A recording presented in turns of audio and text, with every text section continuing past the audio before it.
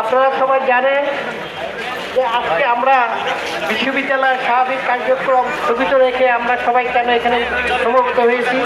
কিন্তু আমরা না, সারা পৃথিবীর যেখানে মুসলমান আছে, সারা পৃথিবীর আনাচে কানাচে সব জায়গার থেকে মুসলমানরা আজকে একত্রিত হয়েছে। এবং এদের একটি কারণ, সেই ইহুদিবাদীরা মুসলমানদেরকে ধ্বংস করার জন্য আমাদের পবিত্র মসজিদ আল আসকার উপরে যে বর্বরোচিত হামলা এবং তথা গাজার উপরে ফিলিস্তিনের উপরে যে বর্বরোচিত হামলা চালিয়েছেন তার প্রতিবাদে। এবং আপনারা দেখেছেন পত্রপত্রিকা, ইলেকট্রনিক্স মিডিয়ায় কিভাবে শিশুদেরকে, নারীদেরকে নির্যাতিত করতেছে, কিভাবে সমস্ত গাজা এলাকা থেকে মাটি ধুলায় মাটিতে মিশিয়ে দিয়েছে। এবং গতকালকে আমি একটা ভিডিও দেখলাম, তারা এমনভাবে মুভমেন্ট করছে, সে মানুষগুলা একদম ধুলাবালির মতো আকাশে উঠছে।